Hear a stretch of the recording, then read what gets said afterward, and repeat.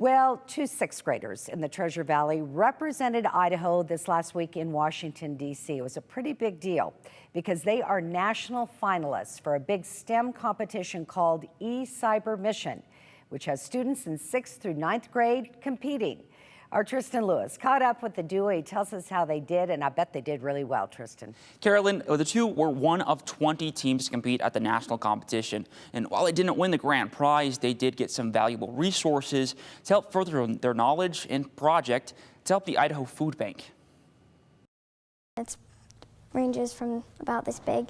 Eagles sixth graders Kashvi, Bansal, and Rishi Gajera want to help others the best way they know how, by building gadgets. It really makes us proud, and we're using our STEM knowledge to help the community.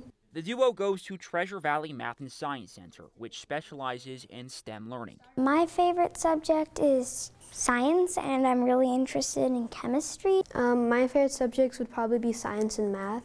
They also work together on a robotics team called Cloudy with a Chance of Robotics.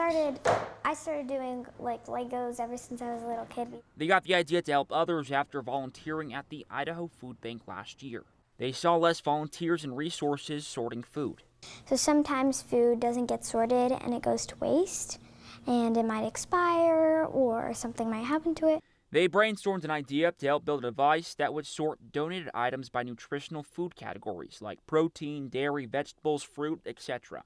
Our prototype, based on adaptable health guidelines, sorts the food into different categories based on like any can's nutrition label. With a touchscreen device, camera, and computer software, they spent the last 6 months bringing the idea to life.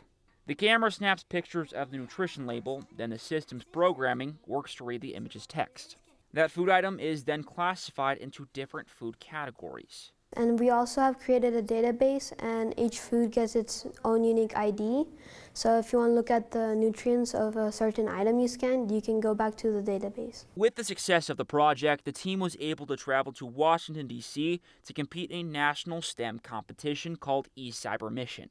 They are the first team from Idaho to ever compete. We also made some new friends, so it's not all about competition, it's also about learning and making new friends. While they didn't walk away from the nation's capital with the top prize, we're proud to have made it that far to the national finalist. They did win a $5,000 STEM in Action grant. They plan to use the money to help further their prototype and help something they deeply care about.